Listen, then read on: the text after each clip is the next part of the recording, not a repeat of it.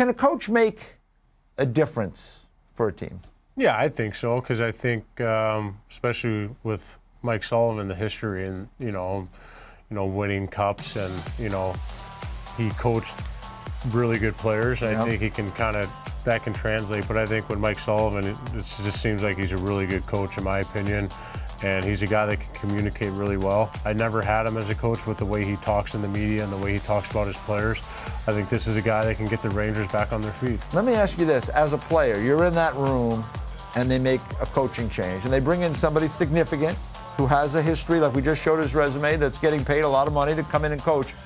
How are you impacted as a player? Do you realize, okay, better get on the right side with this guy? Is that the feeling, or how do you approach it? Well, yeah, I mean, it's kind of a wake-up call and excitement, too, for the players. It's a wake-up call, okay, well, they're bringing in the coach that, we need for this team to get going and get back on their feet.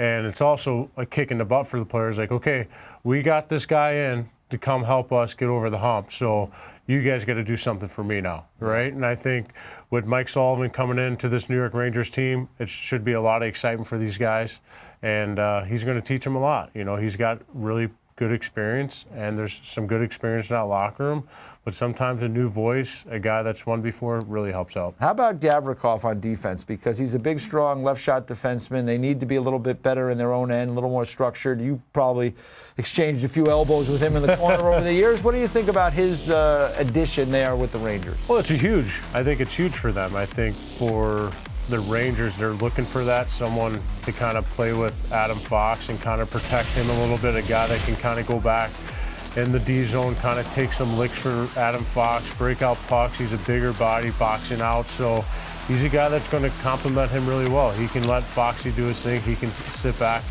and but that's a huge addition on the backhand for the New York Rangers. I like that ad a lot. Yeah, no question. I mean, that's where they need some help. And you take a look at what the Rangers D pairs look like. A lot different than they started last season.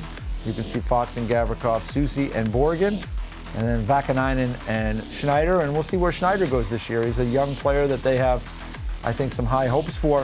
JT Miller is going to be the captain. How do you think that works? JT Miller is one of those guys who runs a little hot. I love watching him. Is that what they need? Do they need a guy in there that's going to, kind of get those guys moving a little bit when maybe they're dragging? Well, there's one thing we do know: JT Miller is all honesty. Yeah, he doesn't hide anything. No. So this is a guy that's very vocal in the room, very vocal on the bench. So I love this idea. I love giving him the captain because he's going to speak how he feels. He's going to give his honest opinion.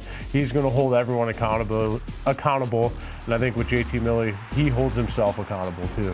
And he will tell you if he's playing bad. He'll also tell you if he's playing, the other guys are playing bad. So I think this is a great captain.